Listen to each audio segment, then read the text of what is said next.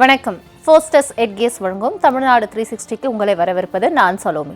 தமிழகத்தில் உள்ள அனைத்து மாவட்ட நிகழ்வுகளையும் விரிவாக பார்ப்பதற்கு முன் தலைப்புச் செய்திகளை பார்க்கலாம்.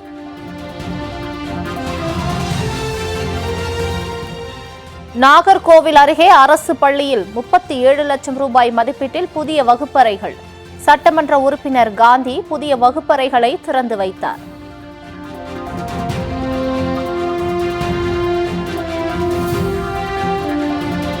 ராமநாதபுரத்தில் அறுவடைக்கு தயாராக இருந்த நெல்மணிகள் அழுகியதை கண்டு விவசாயிகள் வேதனை.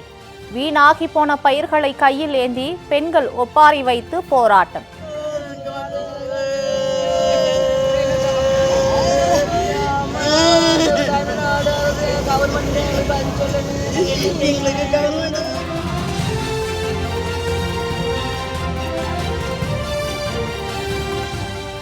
நீலகிரி பந்திப்பூர் தேசிய நெடுஞ்சாலையில் உலா வந்த ஒற்றை காட்டு யானை.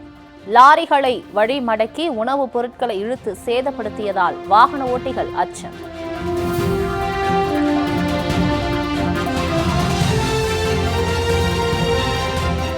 குமாரபாளையம் அரசு பள்ளியில் இன்ஸ்டா ரீல்ஸ் எடுத்து வெளியிட்ட மாணவர்கள்.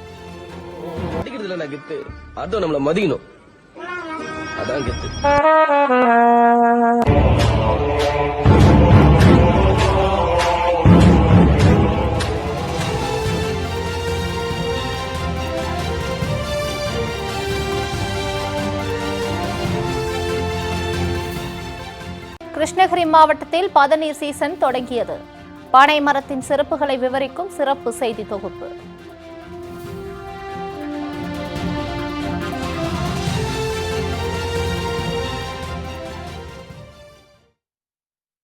இனி விரிவான செய்திகளை பார்க்கலாம். நாகர்கோவில் அருகே அரசு பள்ளியில் கட்டி முடிக்கப்பட்ட 2 வகுப்பறை கட்டிடங்களை சட்டமன்ற உறுப்பினர் காந்தி திறந்து வைத்தார். கன்னியாகுமரி மாவட்டம் நாகர்கோவில் அருகே வடலிவிளை அரசு பள்ளி செயல்பட்டு வருகிறது.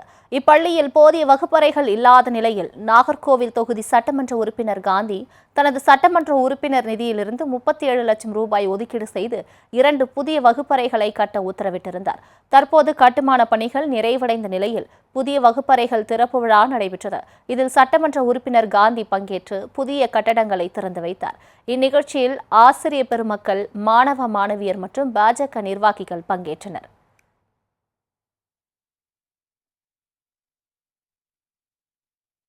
ராமநாதபுரத்தில் அறுவடைக்கு தயாரான நெற்கதிர்கள் அழுகியதை கண்டு பெண் விவசாயிகள் கண்ணீருடன் ஒப்பாரி வைத்து மாவட்ட ஆட்சியர் அலுவலகத்தில் போராட்டத்தில் ஈடுபட்டனர். ராமநாதபுரம் மாவட்டத்தில் இந்த ஆண்டு பருவமழை நன்றாக பெய்த போதிலும் கடலாடி, திருவாடானை உள்ளிட்ட சில பகுதிகளில் பருவம் தவறியும் மழை பெய்தது.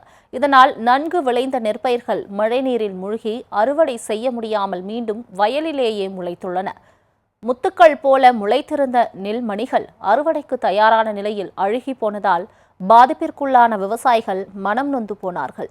நீரில் மூழ்கி முளைத்து வீணாகி போன நெற்கதிர்களோடு ஆயக்குடி கிராம விவசாயிகள் ஆட்சியர் அலுவலகத்தை முற்றுகையிட்டு அழுகிய பயிர்களுடன் ஒப்பாரி வைத்து போராட்டத்தில் ஈடுபட்டனர்.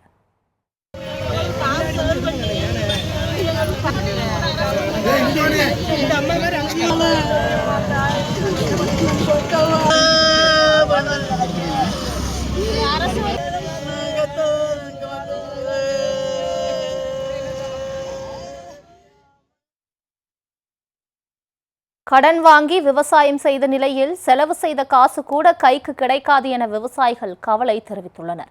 எனவே அரசு உடனடியாக தலையிட்டு பாதிக்கப்பட்ட விவசாயிகளுக்கு உரிய இழப்பீடு வழங்க வேண்டும் என்றும் அவர்கள் கோரிக்கை விடுத்தனர். விவசாயம் பண்ணுனா எல்லாமே பருவமழை பெஞ்சு இது எல்லாமே பயிர் முளைச்சு போச்சு. எந்த இதுவுமே எங்களுக்கு அறுவடை செய்ய முடியாது. எல்லாமே முளைச்சு இங்க பாருங்க எப்படி இருக்குன்னு. எங்களுக்கு கவர்மெண்ட் அரசு இதுக்கு ஏதாவது ஒரு நடவடிக்கை எடுத்து எங்களுக்கு பயிர்க்கடன் தள்ளுபடி பண்ணி எங்களுக்கு இன்சூரன்ஸ் பதிஞ்சிருக்கோம். நாங்க இன்சூரன்ஸ் பண்ணியிருக்கோம் கவர்மெண்ட்டுக்கு. கவர்மெண்ட் எங்களுக்கு நஷ்டஈடு கொடுக்கணும். சிறைக்குளம் ஊராட்சி ஆய்க்குடி கிராமத்துல எல்லாமே போயிடுச்சு. நிறைய பேர் எல்லாருமே விவசாயத்தை நம்பிதான் இருக்கோம். எங்களுக்கு எந்தமான தொழில் சம்பந்தப்பட்டது எதுவுமே இங்க கிடையாது. உப்பளம் விவசாயத்தை விட்டா உப்பளமும் தண்ணியில தான் இருக்கு. அப்ப நாங்க எப்படி வாழ்வாதாரத்துக்கு நாங்க என்ன பண்ணுவோம்?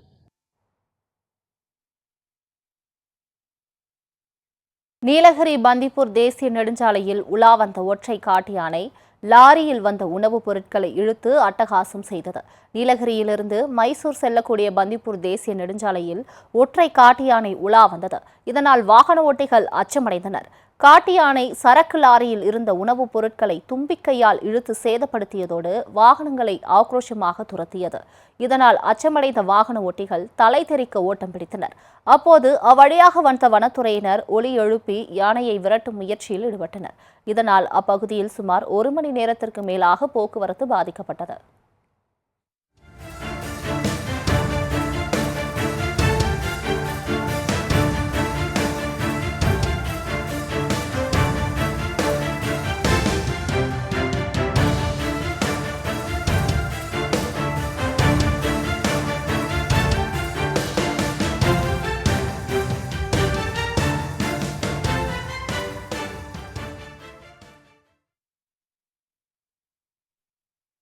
குமாரபாளையம் பகுதியில் அரசு பள்ளியின் முன்பாக மாணவர்கள் இன்ஸ்டா ரீல்ஸ் எடுத்து வெளியிட்ட சம்பவம் சர்ச்சையை ஏற்படுத்தியுள்ளது. நாமக்கல் மாவட்டம் குமாரபாளையம் சாலையில் அரசு ஆண்கள் மேல்நிலைப்பள்ளி செயல்பட்டு வருகிறது. இங்கு 1500க்கும் மேற்பட்ட மாணவர்கள் பயின்று வருகின்றனர். இப்பள்ளியில் 11 மற்றும் 12ஆம் வகுப்பு மாணவர்கள் விடுமுறை நாட்களில் இன்ஸ்டாகிராம் ரீல்ஸ் செய்து அதை சமூக வலைதளத்தில் பதிவிட்டு வருகின்றனர். அந்த வகையில் குறிப்பிட்ட ஒரு சில மாணவர்கள் அரசு பள்ளியின் உள்ளேயே ரீல்ஸ் செய்து அதை சமூக வலைதளத்தில் பதிவேற்றம் செய்து வருகின்றனர்.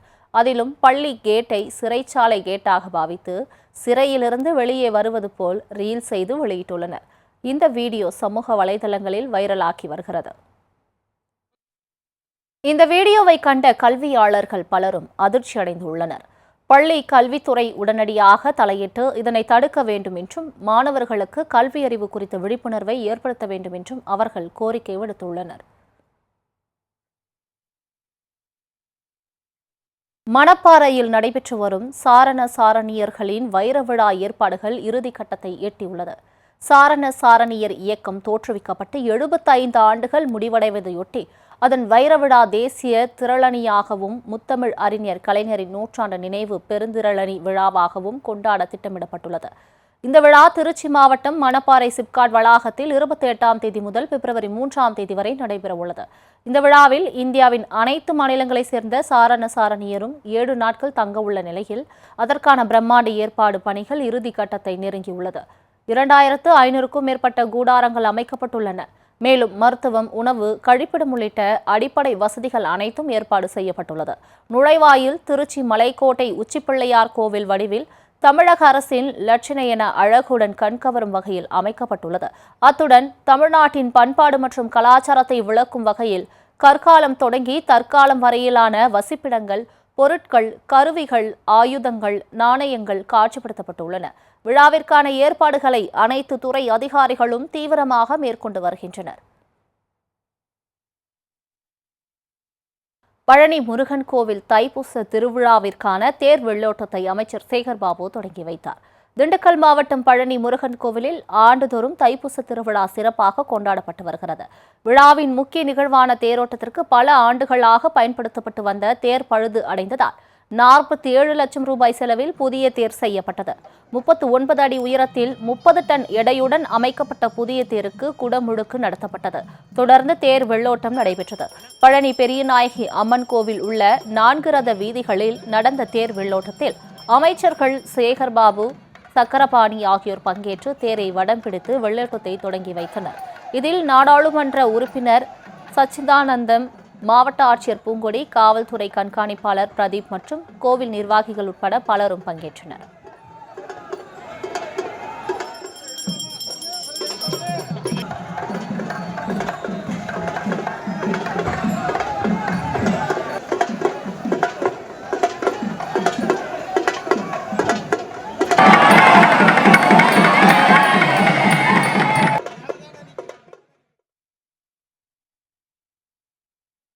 கொடைக்கானலில் மலர் கண்காட்சிக்கான 2ஆம் கட்ட மலர் நாற்றுகள் நடவு பணிகள் தீவிரமாக நடைபெற்றது. திண்டுக்கல் மாவட்டம் கொடைக்கானலில் உள்ள பிரயான் பூங்காவில் ஆண்டுதோறும் மே மாதத்தில் மலர் கண்காட்சி நடத்தப்படுவது வழக்கம். இந்நிலையில் மலர் கண்காட்சிக்காக பிரியன் பூங்காவில் 2ஆம் கட்ட மலர் நாற்றுகள் நடவு பணிகள் நடைபெற்றன. முன்னதாக கடந்த 2 மாதங்களுக்கு முன்பு முதல் கட்ட மலர் நாற்றுகள் நடவு செய்யப்பட்டு பராமரிக்கப்பட்டு வருகிறது. அந்த வகையில் தற்போது 2ஆம் கட்ட பணிக்காக 13,000 மலர் நாற்றுகள் நடவு செய்யப்பட்டன. இதில் 6,000 ரூட் கட்டிங் நாற்றுகளும் 7,000 டேலியா கிழங்கு வகைகளும் நடவு செய்யப்பட்டதாக தோட்டக்கலை இயக்குநர் சிவபாலன் தெரிவித்தார்.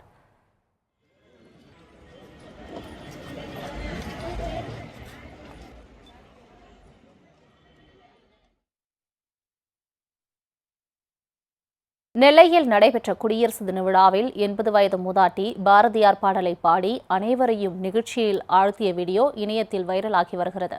நெல்லை மாவட்டம் மணிமுத்தாறில் உள்ள தமிழ்நாடு சிறப்பு காவல்படை வளாகத்தில் குடியரசு தின விழா நடைபெற்றது. இவ்விழாவில் சுதந்திர போராட்ட தியாகி அனந்தகிருஷ்ணன் என்பவரின் மனைவியான சீதா என்ற 80 வயது மூதாட்டி கௌரவிக்கப்பட்டார். அப்போது அவர் மேடையில் ஆடுவோமே பள்ளு பாடுவோமே என்ற பாரதியாரின் பாடலை பாடி அனைவரையும் வியப்பில் ஆழ்த்தினார். அத்துடன் அனைவரும் பாரதியாரின் பாடல்களை பாட வேண்டும் என்றும் அவர் வலியுறுத்தினார்.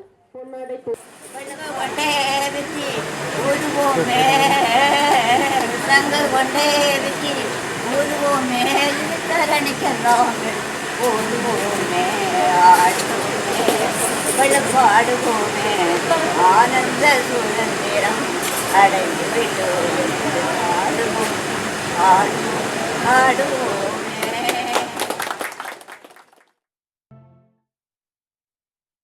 ஃபோஸ்டஸ் எட்கேஸ் வழங்கும் தமிழ்நாடு 360யில் அடுத்து வருவது உங்கள் ஊர் நிகழ்வுகளை விரைவாக வழங்கும் உள்ளூர் எக்ஸ்பிரஸ்.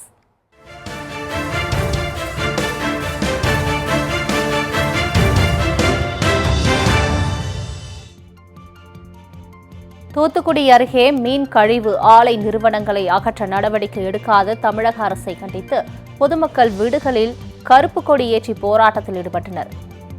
பொட்டல் ஊரணி கிராமத்தின் அருகில் சுகாதார சீர்கேட்டை விளைவிக்கும் வகையில் அமைந்துள்ள மீன் கழிவு ஆலைகளை அகற்ற வலியுறுத்தி கிராம மக்கள் தேர்தல் புறக்கணிப்பு உள்ளிட்ட பல்வேறு கட்ட போராட்டங்களை நடத்தி வருகின்றனர்.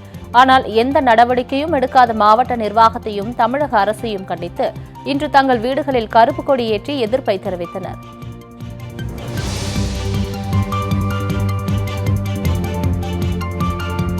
ராமநாதபுரம் அருகே உலக நன்மை வேண்டியும் விவசாயம் செழிக்கவும் வெக்காளியம்மன் கோவிலில் பால் குடம் எடுத்து பெண்கள் வழிபாடு செய்தனர்.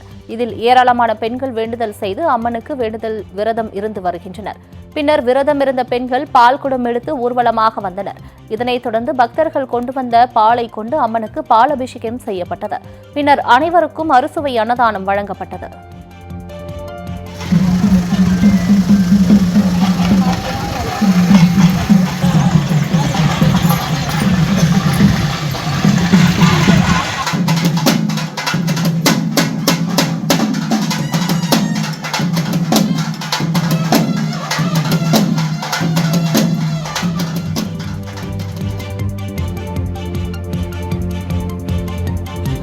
தை மாத பிரதோஷ வழிபாட்டிற்கு சதுரகிரி கோவிலில் ஏராளமான பக்தர்கள் குவிந்துள்ளனர். விருதுநகர் மாவட்டம் மேற்கு தொடர்ச்சி மலைப்பகுதியில் அமைந்துள்ளது பிரசித்தி பெற்ற சதுரகிரி சுந்தர மகாலிங்கம் கோவில்.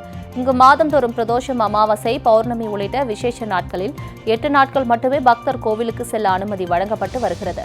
இந்நிலையில் தை மாச பிரதோஷம் மற்றும் அமாவாசையை முன்னிட்டு இன்று முதல் 30ஆம் தேதி வரை 4 நாட்கள் சதுரகிரி கோவிலுக்கு செல்ல பக்தர்களுக்கு கோவில் நிர்வாகம் சார்பில் அனுமதி வழங்கியுள்ளது.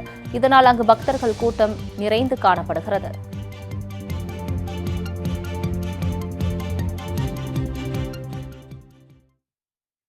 ஃபோஸ்டஸ் எட்கேஸ் வழங்கும் தமிழ்நாடு 360யில் மாவட்டங்களில் நடந்த விளையாட்டு செய்திகளை வழங்க வருகிறது விளையாட்டுக் களம்.